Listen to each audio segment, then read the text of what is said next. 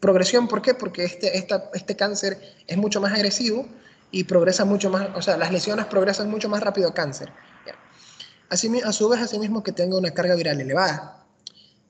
Los genéticos, pues que ya depende obviamente de cada persona, la respuesta inmune a sí mismo del cuerpo humano, en la cual se pueda frenar la respuesta viral, o la susceptibilidad genética, porque hay personas que son más propensas a contraer infecciones virales, y a su vez, así mismo, con los factores que les mencioné de adquisición. Y ahí los medioambientales, que están muy vinculados, como lo que es el tabaquismo, los cuales estos son los más importantes, porque son modificables.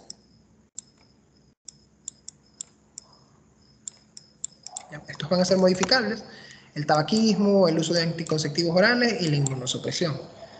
Estos van a ser los principales factores de riesgo que van a coexistir para que una persona contraiga una infección por un virus de pH y posteriormente a eso evolucione un cáncer.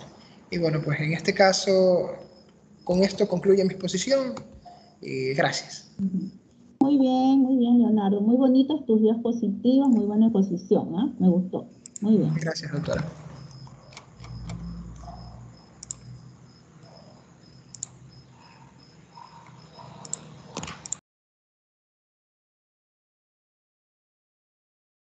A ver, Adriana. Sí, ahorita las voy a compartir. Un momentito. Ok, ya.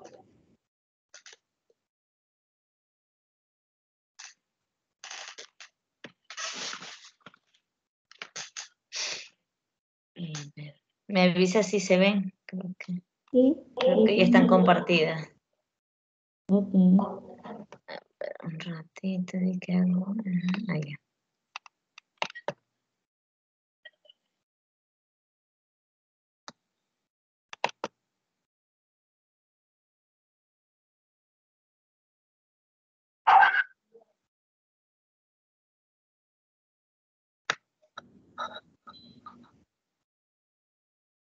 Bueno, siguiendo con el tema, yo les voy a hablar sobre las lesiones intraepiteliales. En esta tenemos que estas lesiones intraepiteliales constituyen una gama de alteraciones celulares del epitelio escamoso del cuello uterino que, de no tratarse, pueden llegar a un cáncer. Estos cambios van a desencadenar una infección persistente, ya sea por el virus del papiloma humano de alto riesgo, como ya dijo Leonardo, que eran los del 16, 18, o sea, existen, se supone que hay más de 200.000 tipos de estos, pero hay unos que son de mayor riesgo y otros que son de bajo riesgo. Entonces, los de mayor riesgo, que sería más o menos el 16, el 18, el 31, el 35, el 36, y los de bajo riesgo entrarían el 6, el 11, el 40, el 42, bueno, y un sinnúmero más. Bueno, entre estos tenemos que, para que pueda desencadenarse eso, debemos tener en cuenta que hay factores de riesgo. Para eso, un inicio temprano de relaciones sexuales, los embarazos adolescentes, la promiscuidad de algún cónyuge, las infecciones por virus del papiloma humano, el uso de cigarrillos y también la ingesta de anticonceptivos orales. Bueno, aquí les traje un cuadro, ahí sí. Ya, un cuadro donde como que simplifica algunos, dependiendo algunos autores, cómo los clasifican estos tipos. Por ejemplo, con Papa Nicolau tenemos que hay el Papa Nicolau 2, el Papa Nicolau 3, Papa Nicolau 4 y el 5. En el sistema de Röntgen, que fue creado en 1954, esto lo clasifica en displasia leve, displasia moderada, displasia severa, carcinoma in situ, y en lo que es en el sistema de Richard tenemos que en lo que era el Papa Nicolau 2 está involucrado aquí como atipia escamosa reactiva o imposible de diagnosticar, y también infecciones por VPH. Mientras que también lo nombra como el NIC1, o también que como displasia leve, que estos de aquí son células displásicas que van a ocupar lo que es un tercio inferior de lo que es el epitelio escamoso. El NIC2 Este de aquí tiene relación a lo que también es la displasia moderada, y esta de aquí, las células displásicas van a ocupar hasta los 2/3 del epitelio, mientras que el NIC3 involucraría lo que es del Reagan, la displasia severa y el carcinoma in situ. Y esta ya nos indica que las células displásicas van a estar presentes en más de 2/3 de lo que es el epitelio. Mientras que la clasificación de Bethesda, esta de aquí nos indica como unas siglas, que es el ASCUS, que significa la atipia de células escamosas, pero de una importancia indeterminada. El ASCH, que esta de aquí no va, o sea, no se debe excluir que esta lesión sea de alto riesgo. Mientras que en el IE de bajo grado, esta de aquí son las lesiones intraepiteliales, también que van a afectar lo que es el tercio inferior del grosor total del epitelio, y hay alteraciones celulares que estas van a ser siempre asociadas con lo que es el virus del papiloma humano. Y en cambio en las de alto riesgo, en la lesión intraepitelial o LIE de alto riesgo, de alto grado, estas alteraciones van a afectar los 2/3 hasta lo que es el espesor del epitelio. ¿Y esto por qué va a ser? Porque va a comprometer lo que es a nivel del epitelio, va a haber las presencias de los coilocitos o disquerocitos.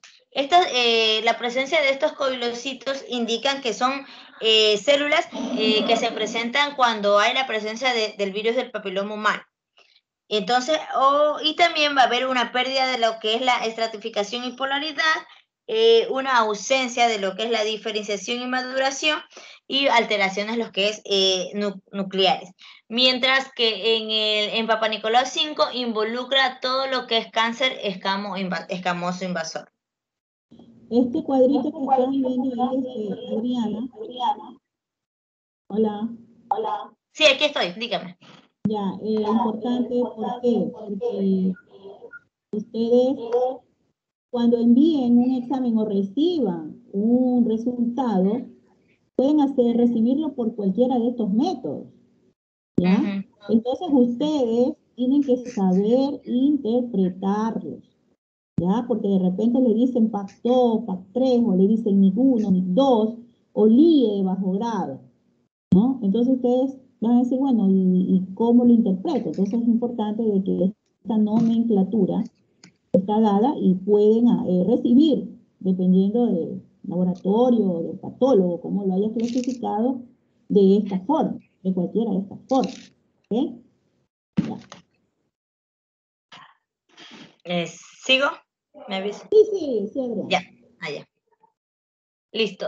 Bueno, aquí hay otra que encontré en otro libro, pero esta de aquí es casi sintetizado lo que está allá, solo que, por ejemplo, aquí hay unas siglas que está el LSIL, que es cuando hay cambios celulares de leves provocados también por lo que es el HPV.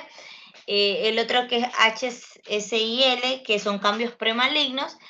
El ASCUS, que es la tipe de significado incierto. El patólogo ve en el froticélulas que no sabe a ciencia cierta si son malignas o no. ¿Ya? En este caso, cuando un resultado... ¿No? ¿Mandé? Pero ahí son de las células escamosas. En el ASCU. Ya. Porque en el otro, en el que tienes abajo, dice glandulares. ¿Se ve? Ajá, sí. Ya. Continúa nomás, Adriana. Ya, le iba a decir que cuando hay un resultado de Papa Nicolau que sale con esta nomenclatura, con el ASCU, lo que nosotros podríamos decirle a la paciente, o sea, no especificar que es algo maligno, porque no, o sea, con esta nomenclatura no nos está diciendo si es algo maligno o es algo benigno. Entonces, lo que se recomienda es hacer una muestra de Papa Nicolau después de 6 meses, enviado un tratamiento. Ya. Y cuando hay el AGC, que es las tipes glandulares de significado incierto, estas son lesiones originadas en los que son también células glandulares en un lugar de los que son las células escamosas, ya que ha aumentado con el pasar del tiempo la incidencia. Ya, aquí les traje una imagen donde nos indica, donde me indica las siglas que les estaba diciendo anteriormente. Como vemos, aquí ya hay más, a nivel del cáncer del cuello uterino, ya hay más proliferación de estas células a nivel de la superficie. Ya. Lo más frecuente es que en todas las lesiones mayormente sean asintomáticas o subclínicas con el pasar de una citología a la histología, ya que cambian de nomenclatura, como las neoplasias cervicales intraepiteliales, que es el NIC1, que es el que les decía, el NIC1, que representa infecciones transitorias por VPH, NIC2 o NIC3, que se consideran auténticas neoplasias, o también el NIN o SIN, que es lo mismo, que es neoplasias intracervical, que es lo mismo, solo que a veces en unos libros se encuentran como SIN y en otros como NIN. Dentro del cribado de las lesiones premalignas y malignas del cervix, tenemos que la técnica validada es la citología, y el grupo, más que todo, el screening en mujeres es más o menos de 25 a 65 años. Su examen microscópico de las lesiones por VPH aparecen en las células caracterizadas por los denominados coilocitos, como yo les decía.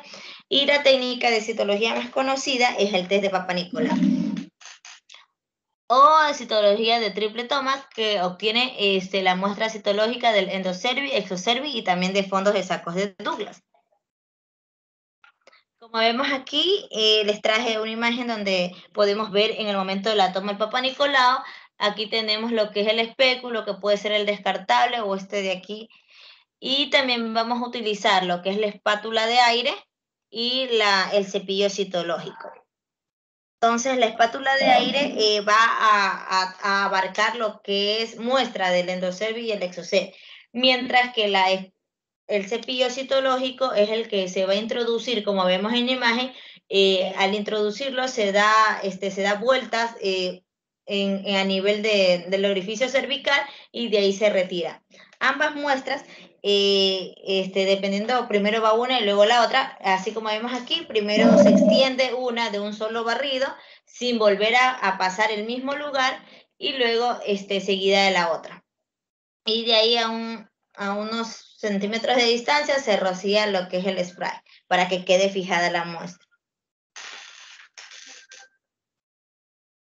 Dentro del carcinoma invasor tenemos que su epidemiología es el segundo cáncer con mayor frecuencia en las mujeres a nivel mundial. Tiene un 25% de tumores ginecológicos y un 83% de casos, más que todo en los países con vías de desarrollo. En los países occidentales existe más prevalencia, en su prevalencia es inferior que el cáncer de mama y también el endometrio. Y la incidencia está es en clara disminución gracias a los que son los diagnósticos precoces. Y también es característico de mujeres relativamente jóvenes, siendo el pico etario de más o menos de 40 a 45 años. Ya, dentro de los tipos histológicos tenemos el cáncer escamoso o epidermoide, el adenocarcinoma. El cáncer escamoso epidermoide ocupa del 80 a un 90%. El adenocarcinoma es de un 10 a un 20%, y otros tenemos de 1 a 2%. Dentro del carcinoma epidermoide microinfiltrante tenemos que se define como un tumor clínicamente inaparente que infiltra menos de 3 milímetros y se extiende en superficies menos de 7 milímetros y que no se acompañe de invasión vascular. Estas lesiones no deberían metastasizar nunca, por lo que no precisan de ningún tratamiento adicional tras lo que es la extirpación quirúrgica.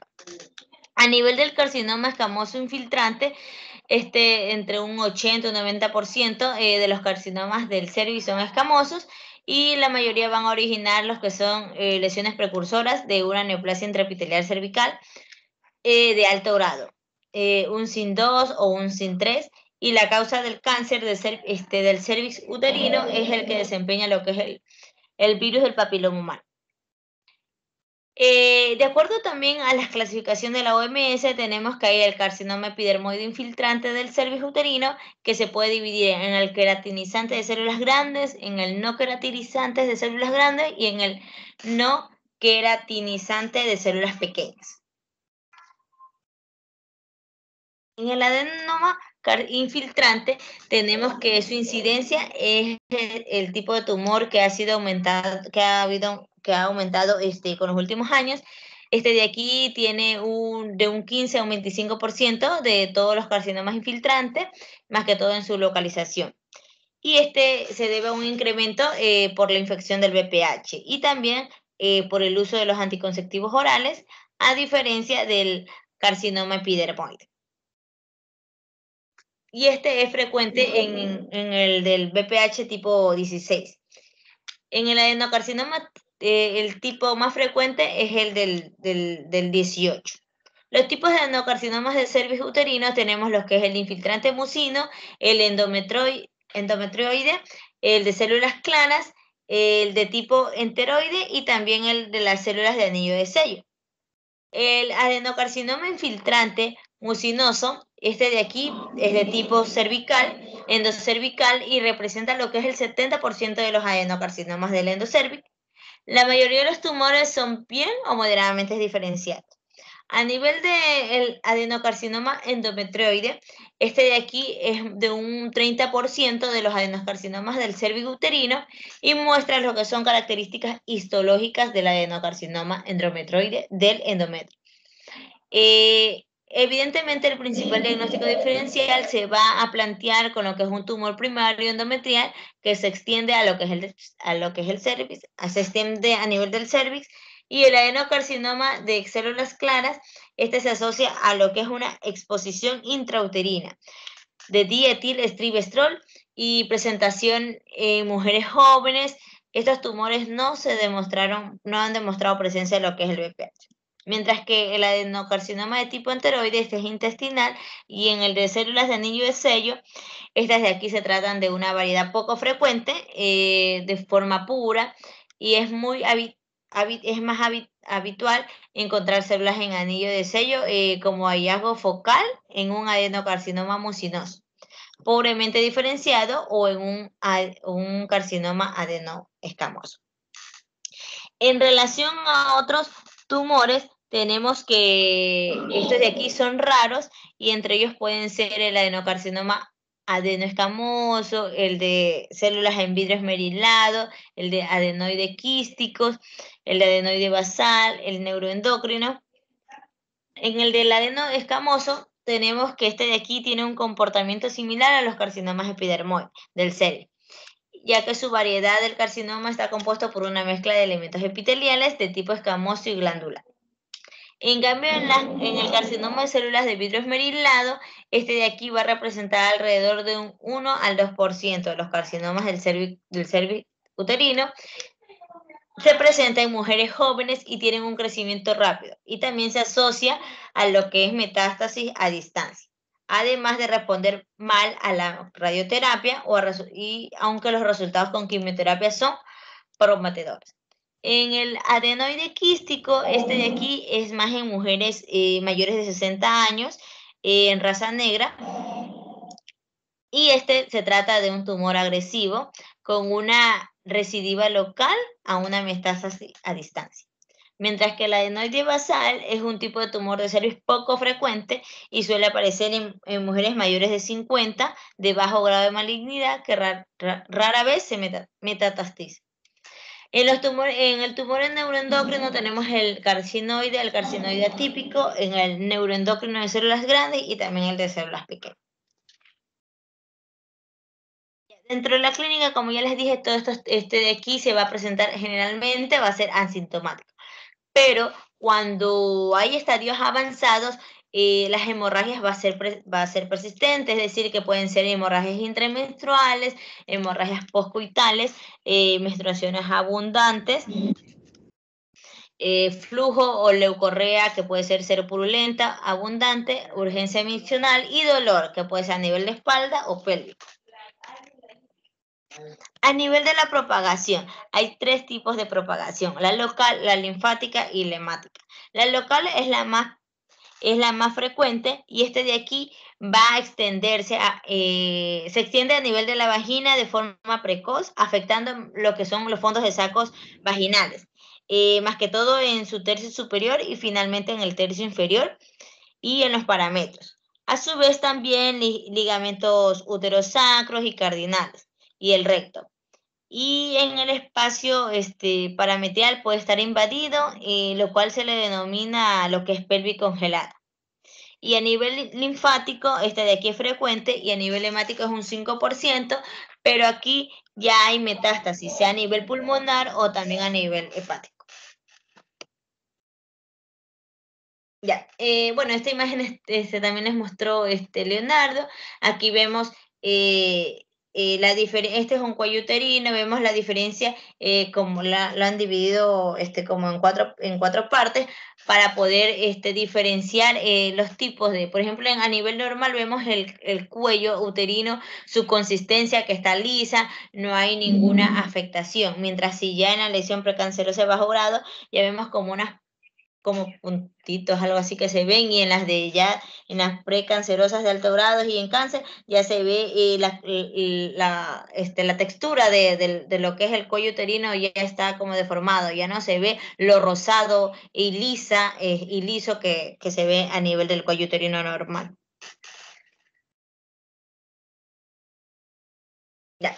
Dentro del estadiaje, les traje aquí una imagen donde nos indica, según el estadiaje FIGO, tenemos que el tumor a nivel del cuello uterino, vamos a clasificarlo en 5 estadios. Tenemos el estadio 1, es en 1A, el 1A, el carcinoma invasor diagnosticado por microscopía con invasión masiva en profundidad menos de 5 milímetros. Ya, en el 1A tenemos 1A1 y 1A2. En el 1A1 tenemos invasión del estroma, este también va a ser menos de 3 milímetros en profundidad, y el 1A2, invasión de estroma mayor o igual de 3 milímetros y menor de 5 de profundidad. El 1B va a ser un carcinoma invasor limitado al cervix con invasión, y este va a ser mayor o igual a 5 milímetros en profundidad. El 1B1 tenemos una invasión del estroma mayor o igual de 5 milímetros con menor a 2 centímetros. Y en el 1B2, una invasión de estroma mayor o igual de 2 centímetros y menor de 4. El IB3, invasión del estroma, pero este va a ser mayor o igual a 4 centímetros.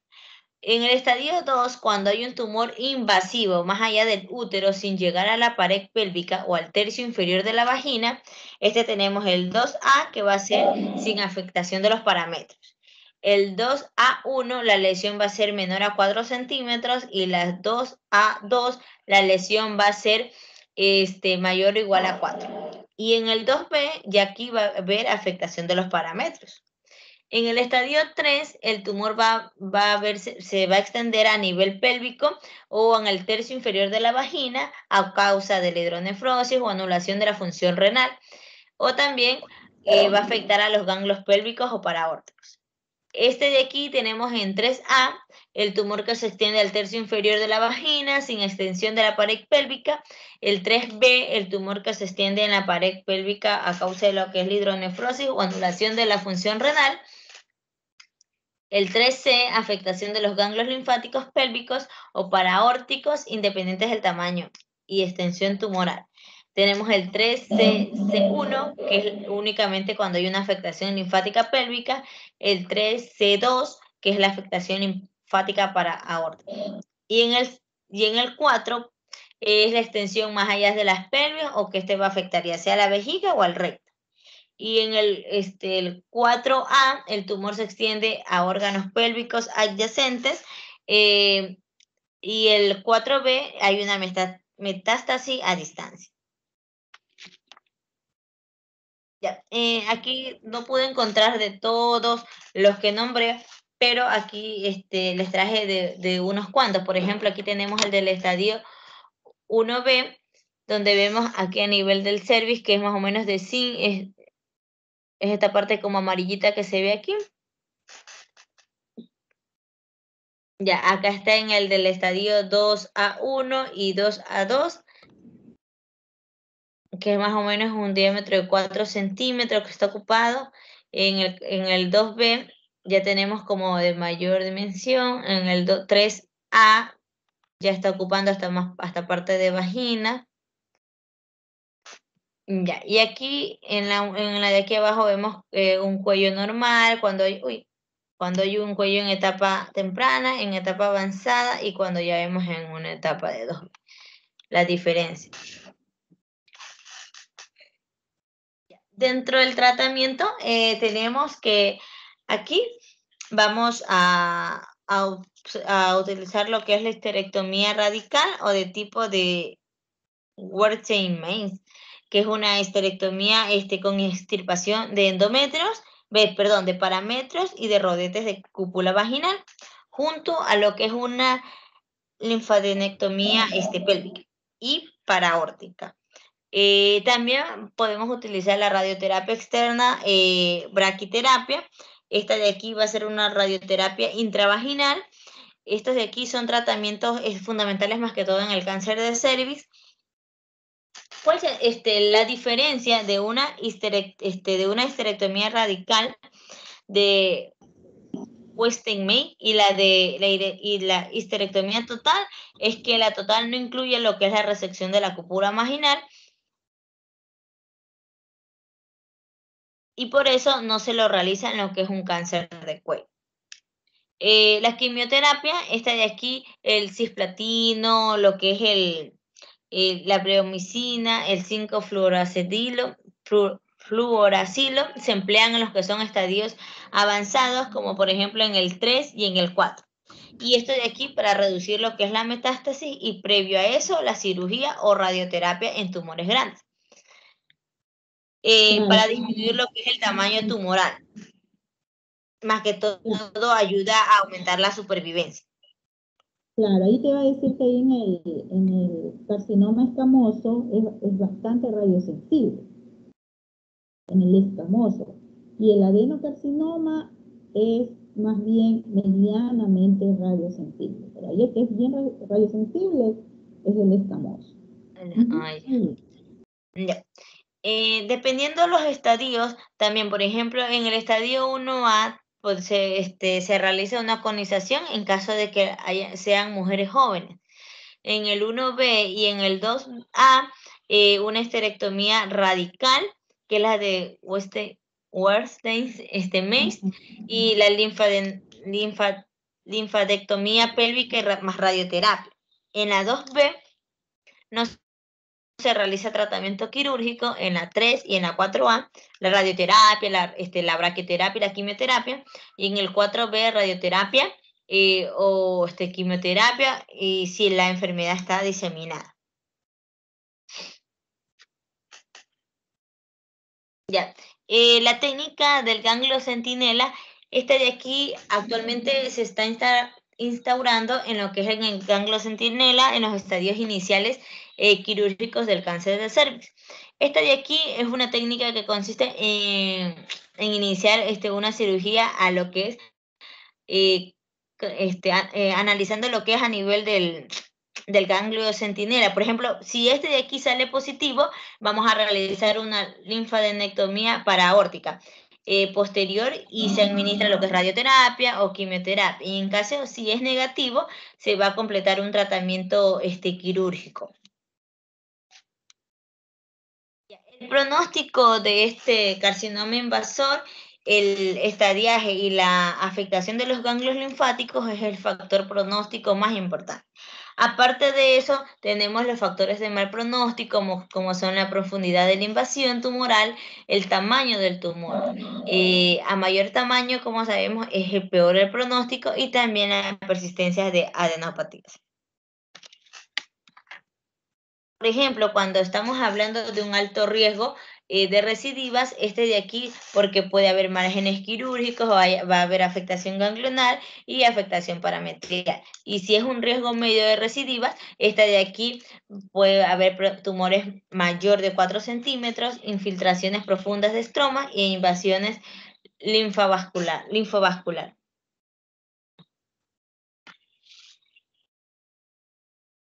Era todo. Muy bien, Adriana. Está muy bien. Bueno, vamos a abordar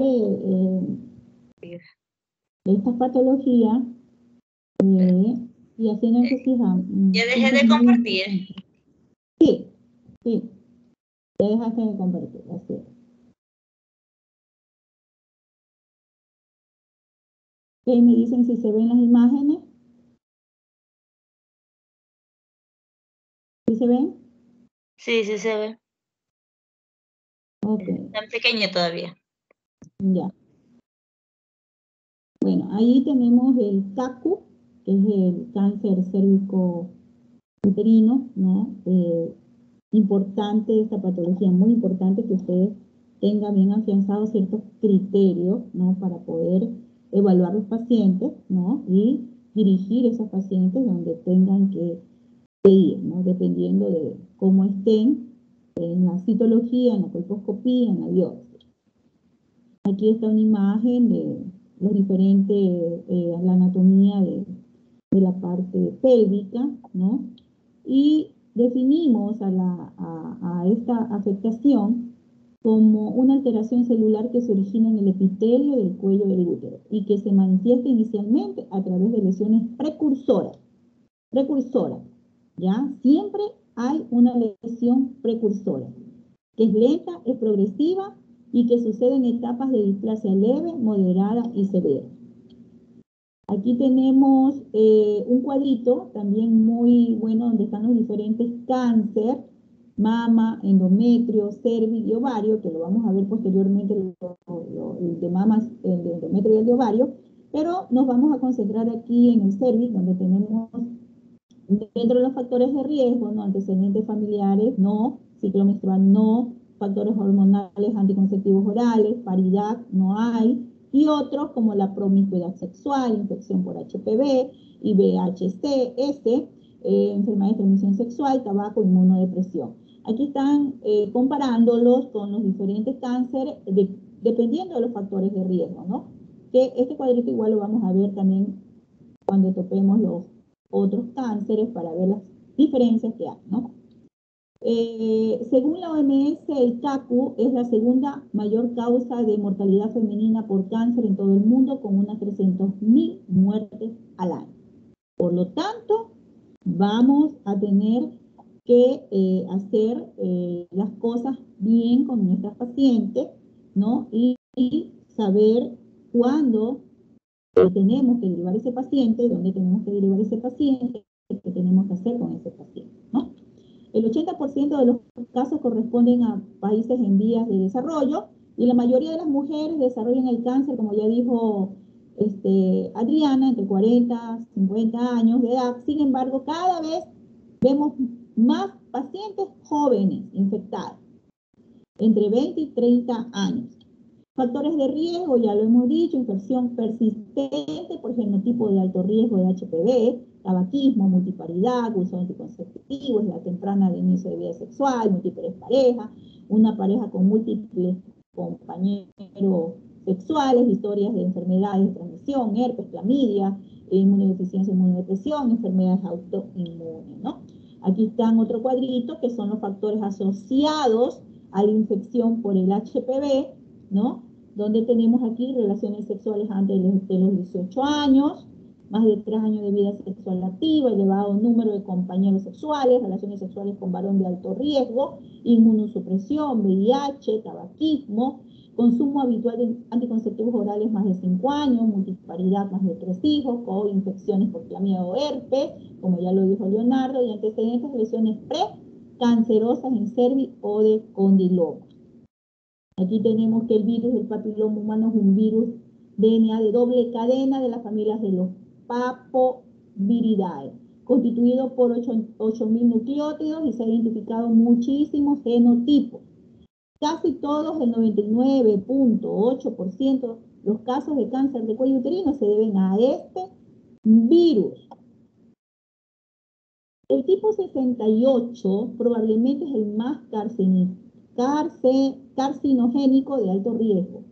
El 16 y 18, como ya también lo dijo Leonardo, afectan el 70% del cáncer de cuello uterino, cáncer de ano, orofaringe, y es menos común el de pene, vulva y vagina.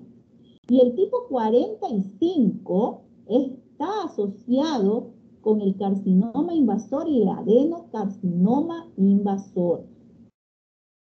Aquí tenemos la alteración, este es el orificio cervical externo anatómico. Aquí tenemos las células del exocervix, del endocervix, como ya también explicó Leonardo, es una alteración celular que se origina justo aquí en esta parte, ¿no?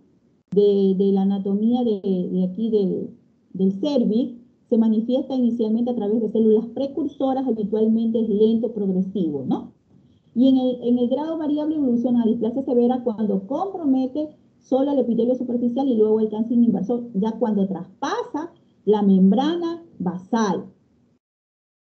Aquí tenemos esto, también habló ya Adriana, muy importante lo que yo les decía, las clasificaciones con que se hace las diferentes interpretaciones. Tenemos Bethesda, Richard y OMS, clasificando, ¿no? las ciertas patologías, ¿no? Dependiendo de la nomenclatura, pero igual es importante saberla porque ustedes, ya les digo, van a recibir en la interpretación estos diferentes nomenclaturas que ustedes tienen que saber. Por ejemplo, el ASCU, que es el ASCU, son células escamosas que no tienen aspecto normal, pero tampoco tienen aspecto de lesiones intraepiteliales o de cáncer. Y el AGUS son en cambio células glandulares, que no tienen aspecto normal, pero tampoco tienen aspecto de cáncer. Entonces es importante cuando les vengan ASCU, les vengan AGUS. El SIL bajo grado es el SIN1, las lesiones neoplásicas intracervicales, y en la OMS es displasia leve, o le viene un SIL de alto grado, SIN2, displasia moderada, un SIN3, displasia grave, carcinoma in situ y cáncer invasor aquí, en los diferentes estadios y las diferentes interpretaciones de acuerdo a Bethesda, Richard y OMS, ¿no? Entonces aquí tenemos, miren, en este gráfico un epitelio normal, ¿no? Aquí cuando hay una infección por virus, el epitelio normal, las lesiones en el 20% pueden progresar a cáncer, ¿no? Sobre todo cuando hay una persistencia del HPV, persistencia, ¿no? Porque si hay una infección por HPV, hay un 80% de que haya una reversión del cuadro, pero existe una persistencia del HPV por cofactores ligados al virus, el tipo de variante, la carga, la integración, al huésped, al entorno, ¿ya? Y miren cómo esto puede evolucionar, pero de manera lenta a un cáncer, ¿no? La infección tiene un curso transitorio de 80 a 90%, siendo eliminadas 2 años. Post-infección, cuando esto no ocurre, se denomina infección persistente, es decir, hay una infección por HPV, pero el 80 y 90% son eliminadas en 2 años. Pero cuando esto no ocurre, se llama infección persistente. Y estos son los casos que nosotros tenemos que tener en cuenta porque hay que hacer este seguimiento. Luego de esto puede ocasionar esa persistencia una neoplasia, ¿no? Por la integración del genoma al genoma del huésped, ¿no? Aquí tenemos lo que ya les dije anteriormente, los tipos que ya hemos visto, ¿no? Aquí tenemos los genes víricos responsables de la transformación de las células sanas en cancerosas, ¿no? Son el E6 y el E7, y la P53, como ustedes ya saben, que es una proteína que nos protege nuestras células, esta de aquí pierde su función de protección y desaparece el crecimiento celular regulado. Esta inhibición de la P53 impide la detección del tejido celular y la apoptosis, que normalmente ocurre cuando el ADN está dañado, alterado, mientras la inhibición de la proteína RB altera el factor de transcripción E2F y provoca una proliferación celular descontrolada, lo que promueve una transformación maligna. Aquí tenemos los ciertos virus de alto riesgo y los de bajo riesgo, ¿no? Y estas son las conclusiones. Generalmente el HPV 1658 más comúnmente son asociados a cáncer en el Ecuador, El HPV 18 tiene un porcentaje de 2.4%, las variantes HPV 16 son principalmente de linaje europeo, son menos agresivas, y la 58 son de linaje A2, ¿no? Aquí tenemos la infección, el resultado usual de la infección es una verruga condiloma, el 25% desarrolla una lesión intraepitelial de bajo grado, y del 20 a 40 de estas progresarán a lesiones intraepiteliales de alto grado. Un 5% de estas infecciones por HPV contraerán un CACO, un cáncer cervicuterino, y más del 70% de las mujeres sexualmente activas presentan estas lesiones. Más del 70% de mujeres sexualmente activas presentan estas lesiones. Entonces, ¿cuáles son las recomendaciones para prevención, secundarias, tamizaje? Pues hay algunas recomendaciones que ya también las han dado, inclusive las van a encontrar en diferentes textos, ¿no? No se recomienda realizar tamizaje en mujeres menores de 20 años porque los riesgos superan los beneficios. No realizar tamizaje citológico en mujeres de 24 años por la tasa de mortalidad de mujeres entre 16 y 24 es de 1.5 en 1000. Se recomienda realizar PAC en mujeres entre 25 y 64 años cada 3 años para disminución de la incidencia de cáncer, y en mujeres de 30 a 64 años se recomienda tamizaje primario para la detección de HPV con PAC o genotipificación 16-18. Aquí están las recomendaciones, esto lo van a encontrar en el CTO. No cribado menores de 25 y cribado citología cada 3 años, 25 a 30 años. De pacientes de 30 a 65 años, citología cada 3 años, prueba de HPV cada 5 y el COTES cada 5. Y mayores de 65 finalizamos el cribado cuando tienen 3 citologías negativas, 2 pruebas de HPV o COTES negativo y no antecedente de SIN en 20 años previos, ¿no? Aquí tenemos las pruebas posteriores, resultado positivo de HPV, los signos y síntomas de un cáncer de cuello uterino, como ya lo dijo Adriana: sangrado vaginal en estados avanzados, secreción vaginal inusual, dolor durante las relaciones sexuales. Las vías de tensiones pueden ser directas, pueden ser linfáticas o hematógenas, ¿no? Y aquí tenemos una estadificación del cáncer del cuello uterino también, que hacer en caso de un cáncer invasor, y la diferente estadificación. En la biopsia, cuando llega a la biopsia, valorar el tamaño del tumor, extensión a parámetros, vagina, áreas ganglionares, supraclaviculares, ¿no? Y si el tumor es microscópico, pues una conización imprescindible para el diagnóstico, terapéutica en estadio 1 a 1, valoración de los factores pronósticos y la estadificación. Bueno, hay que hacer una exploración clínica, definitivamente, tacto vaginal, tacto rectal, exploración de las áreas ganglionares, y otras pruebas complementarias en sospecha de afectación, radiografía de tórax, citoscopía, rectoscopía, urograma, y opcionales que no están contempladas por la FIGO son las tomografías y la resonancia, ¿no? ¿Cuál es el mal pronóstico prequirúrgico? El mal pronóstico prequirúrgico es cuando la afectación ganglionar tenemos ya tomado los ganglios, ¿no? Y el tamaño tumoral es de más de 4 centímetros, hay una invasión al espacio linfovascular y la profundidad de la invasión llega al estroma cervical. El cuadro clínico, aquí ya estamos con los diferentes sintomatologías, ¿no?, que puede tener nuestras pacientitas con este cuadro de CACO, ¿no?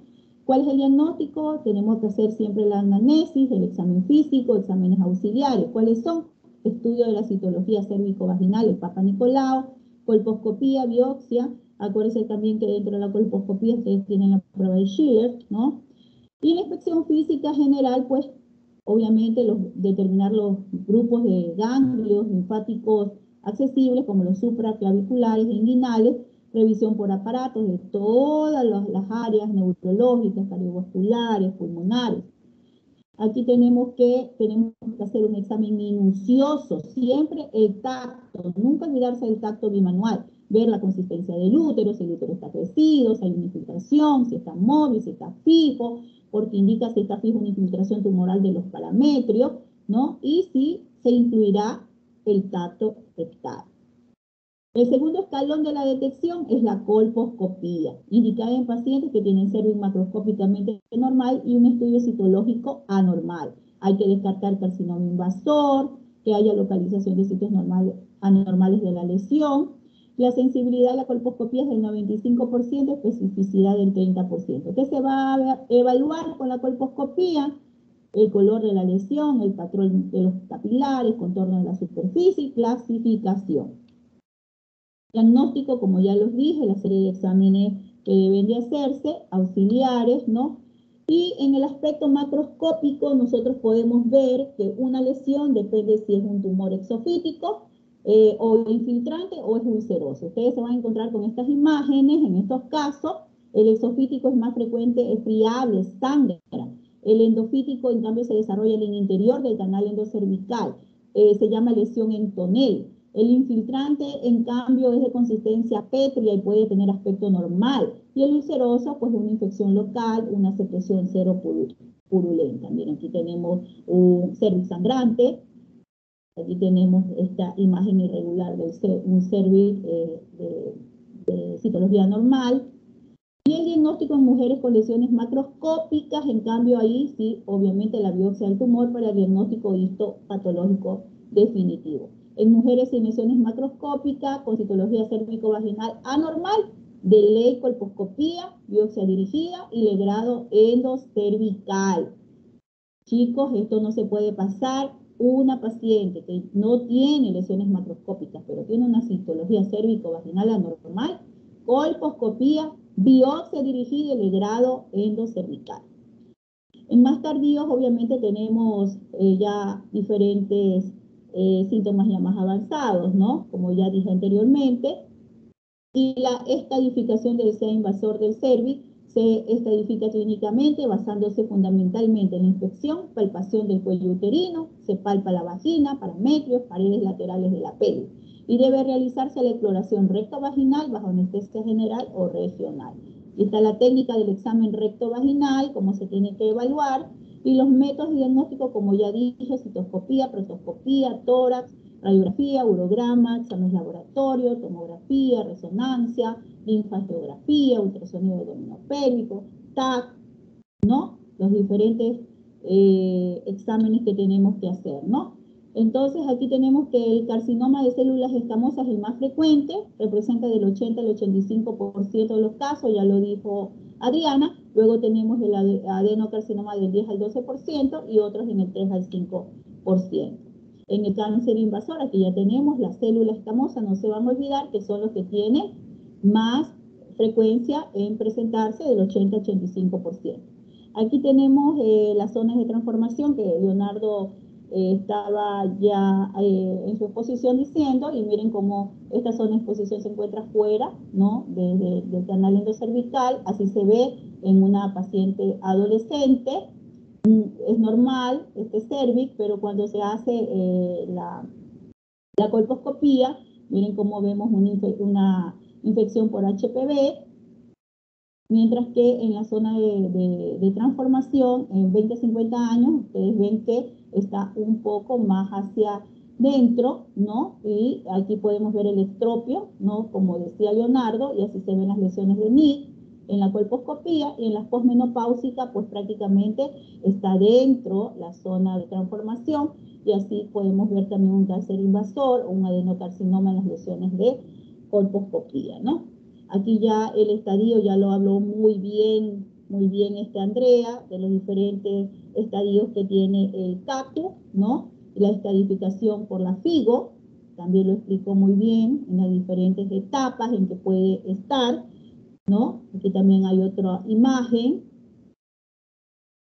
de las estadificaciones, procedimientos de estadificación para hacerlo.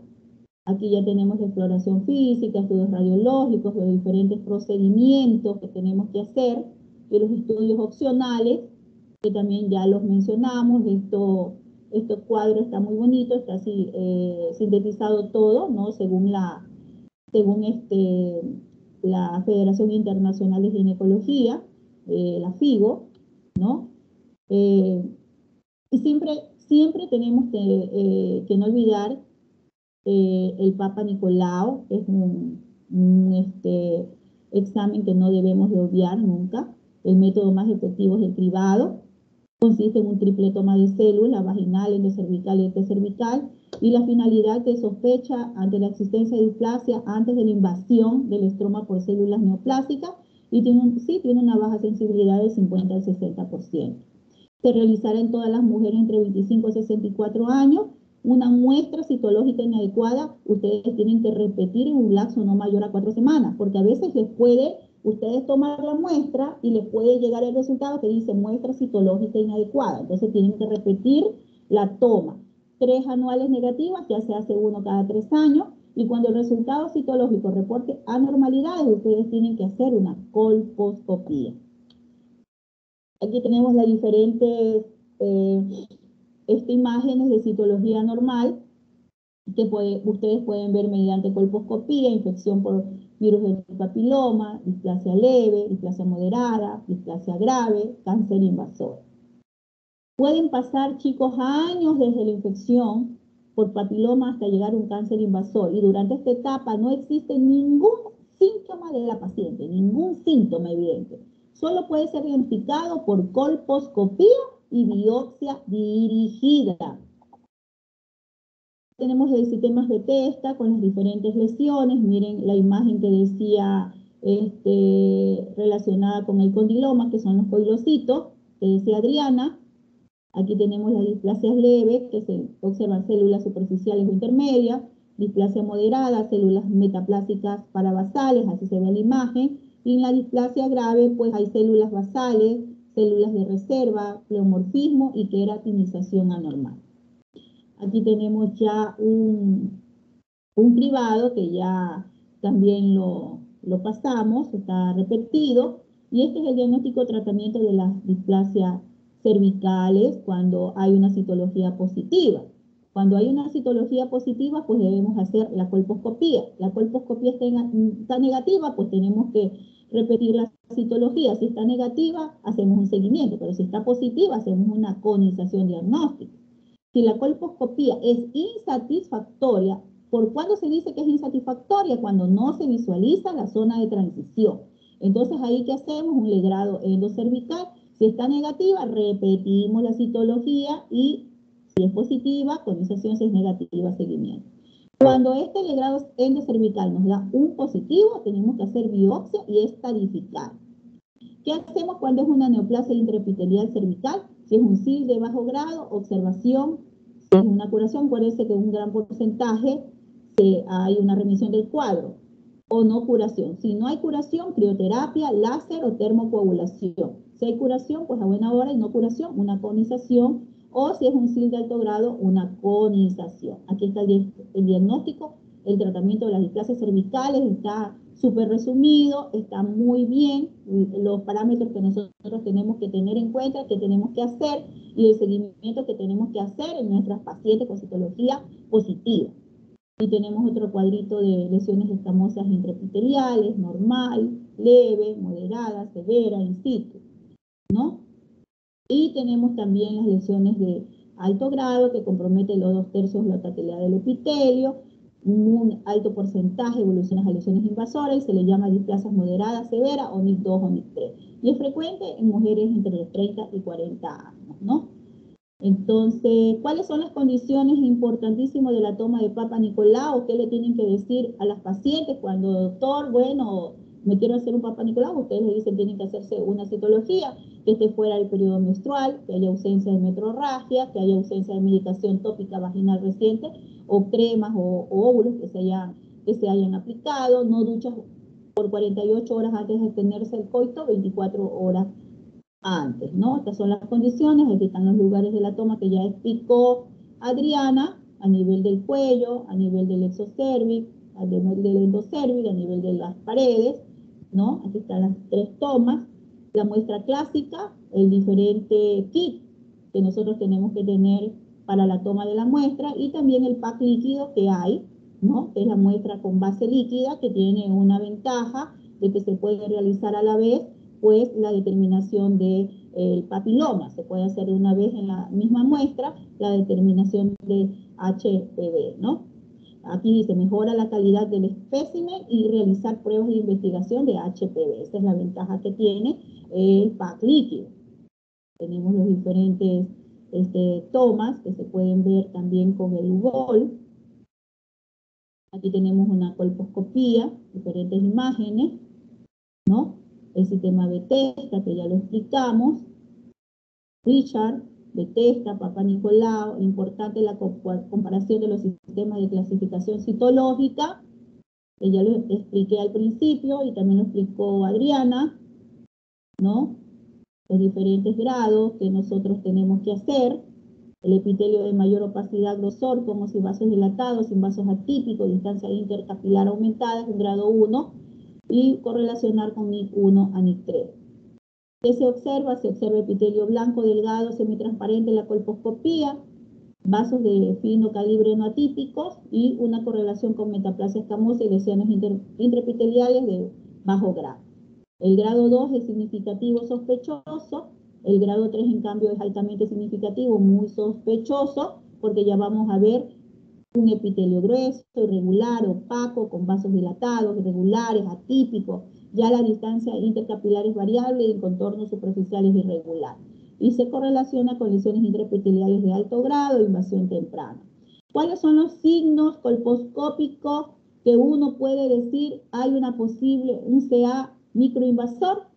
Cuando la lesión extensa que abarca 3 a 4 cuadrantes del cérvix o mayor de 18 milímetros, una lesión intraepitelial de alto grado que se extiende al canal pero mayor de 5 milímetros, cuando hay vasos atípicos, cuando hay ulceración, cuando hay un patrón en mosaico. La biopsia está indicada en displasia de alto grado, NIC 3, colposcopía insatisfactoria, ausencia de correlación entre la citología, la colposcopía y la histología o sospecha de invasión. Ahí está indicada la biopsia. Aquí está esta toma, ¿no?, de la biopsia durante la colposcopía, una biopsia dirigida de cervix. Tenemos los métodos diagnósticos, el Papa Nicolau en comparación con la colposcopía y la biopsia, la sensibilidad que tiene cada uno de ellos. Miren, la colposcopía tiene una sensibilidad de 87-99%, especificidad para el Papa Nicolau de 98%, colposcopía 25-89% y la biopsia obviamente de 90% de sensibilidad y 99% de especificidad, ¿no? Tenemos un cuadrito donde está la detección del CACU, el cáncer cervicuterino, en un primer nivel de atención, que es lo que nosotros tenemos que hacer en un primer nivel de atención, ¿no? La estrategia de intervención del Papa Nicolau, por morbilidad, mujeres con signos y síntomas, evaluación ginecológica, poner el espéculo a estas pacientes. Si vemos un cuello sano o lesión de aspecto benigno, se toma el Papa Nicolau convencional. Si está negativo, se hace control primario, según las normas. Si está positivo, pues se va a confirmar el diagnóstico en un nivel secundario, es decir, tienen que esa paciente derivarla a un nivel secundario donde haya la unidad de patología cervical. Si en la evaluación ginecológica con espéculo ustedes ven un cuello con lesión proliferativa, sangrante, friable, sospecha clínica de neoplasia y tienen que enviarlo, obviamente, donde haya unidad de patología cervical. Si están en un segundo nivel de atención, donde haya la unidad de patología cervical, hay el servicio de colposcopía, se hace la colposcopía de esa paciente. Si está normal, se hace una reevaluación. Si está negativa, se envía nuevamente a nivel primario. Si está positiva, se hace la toma de biopsia dirigida, se hace el legrado endocervical y la conización. Se hace el estudio histológico. Si el estudio histológico dice que está normal, se hace la reevaluación colposcópica, citología histológica. Si está negativo, pues a buena hora. Si está positivo, se envía al especialista con informe histológico para determinar qué conducta tenemos que hacer con nuestros pacientes. Si dentro del estudio vemos una citología, una colposcopía anormal, asimismo, biopsia dirigida, legrado endocervical, conización, estudio histológico. Si la histología está positiva, una lesión preinvasora, NIC 1, 2, 3, ¿no? O una lesión invasora o un caco invasor, tenemos que derivar nuestra paciente a un sitio de mayor complejidad con informe histológico. Y si el caso es confirmado positivo para cáncer cervicuterino, lesión intraepitelial, tenemos que emitirlo al Servicio de Anatomía Patológica, que realiza el control de calidad interno del laboratorio de citología. ¿Qué hay que hacer aquí en el nivel primario, el nivel secundario, el nivel terciario? En nivel primario, el Papa Nicolau, citología. El nivel secundario, tenemos el área de patología del tracto genital inferior, con anatomía patológica, hacer los diferentes exámenes, aquí está unidad de patología cervical. Y en el nivel terciario, lo que es radioterapia, oncología ginecológica, cuidados paliativos, radioquimioterapia. Entonces, detección, miren cómo la detección está aquí. En el nivel primario está el pesquisaje. Aquí, en el nivel primario, es clave para detectar nuestras pacientes con alteración en la citología. Ya en nivel secundario ya es en el diagnóstico, ya cuando se llega a ese paciente derivado y se le hacen los diferentes estudios. Y el tratamiento, pues en el nivel terciario. Los tratamientos ya lo dijo muy bien Adriana, ¿no? Tonización, excisión electroquirúrgica, podemos hacer histerectomía, las diferentes técnicas, ¿no? Quimioterapia. Tenemos en el estadio 1 se recomienda CACO estadio 1 sin compromiso linfovascular, histerectomía total por vía abdominal, vaginal o laparoscópica en caso de desear fertilidad. Se recomienda el CACO en estadio 1 con compromiso linfovascular, histerectomía total asociada a linfadenectomía pelviana completa, y se recomienda en CACO estadio 1 en pacientes que desean preservar su fertilidad, realizar la conización. ¿Cuándo qué? Cuando esa muestra de conización tiene márgenes negativos. Tratamiento del 1 a 2, histerectomía radical tipo B más linfadenectomía pelviana completa en caso de paridad cumplida, y el CACO de estadio 1 a 2 en mujeres que deseen conservar su fertilidad se recomienda traquelectomía más linfadectomía completa o conización cuando no hay invasión. El 1B1, en estadio 1B1, tratamiento se recomienda histerectomía radical más linfadenectomía completa pelviana en mujeres con CACO invasor en estadio 1B1, en mujeres que deseen preservar su fertilidad, se debe realizar traquelectomía radical más linfadectomía pelviana completa. En mujeres con CACO invasor en estadio 1B2, 2A2, 2B, 3, en el grado 4, se recomienda usar quimio-radioterapia. Acuérdense que estos tumores tienen bastante sensibilidad a lo que es la radioterapia. En mujeres con CACO invasor en estadio 3, quimio-radioterapia, radioterapia externa, quimioterapia neoadyuvante, braquiterapia endocavitaria. Y en estadio 4, radioterapia y quimio, radioterapia paliativa y cuidados paliativos. Lo importante de todo esto es la prevención primaria, las vacunaciones, prevención secundaria, Papa Nicolau, tipificación del virus y Papa Nicolau más pruebas de HPV. Estos son los diferentes pasos que nosotros tenemos que tener en las diferentes áreas y en nuestras pacientes, que es lo que tenemos que hacer, ¿no?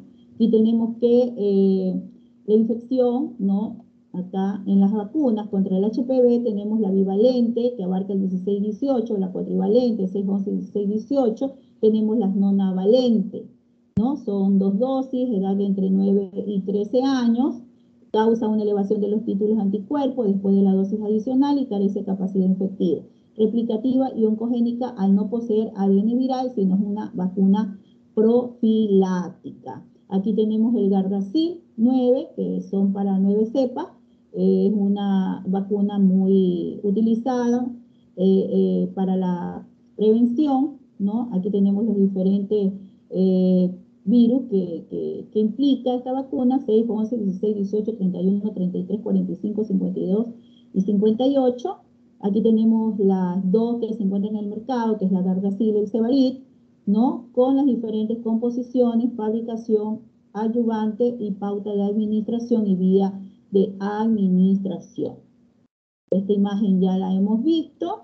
Bueno, y concluimos el tema de todas estas patologías que encontramos en nuestras pacientes, ¿no? ¿Están cansaditos? Hola. Hola, doctora. Un poquito. Porque si Aquí no estamos, le pongo algo doctora. ya, si no le pongo algo de colposcopía, no sé, pues, ¿cómo están? ¿Están cansados? ¿Mm? ¿Están cansados? Un poco. Un poco. Ya, bueno, entonces vamos a quedar hasta ahí. En otra clasecita vemos algo de colposcopía, ¿sí? ¿Ok? Ya, doctora, listo. Ok, chicos, bueno, entonces quedamos pendiente clase para el día viernes, ¿no? Viernes, no sé, Sí, creo que, sí, no sé qué tema toca, no me acuerdo. Bueno, el viernes tenemos entonces la exposición, las clases, y yo ya les di las notas también. Leonardo, ya envié tu nota también con Isaac. Ya, igual el día del aporte voy a llevar los exámenes para que ustedes vean, ¿no? Revisen, ¿sí? ¿Ok? ¿Ok, chicos? Ok, doctora, gracias. Ya, ya, chicos, doctora. muy bien. Muy bien, Alina. Gracias, Ok, doctora. ya les, ya. Cuídense, Gracias, chicos. doctora. Doctora, una consulta. Cuídense. ¿El Dime. video, hasta cuándo le podemos enviar el video? A ver, en el video, a ver, hay grabación. Bueno, ya hasta ahí quedamos la clase, ¿no? ¿Quién está grabando, chicos? No sé. Hace un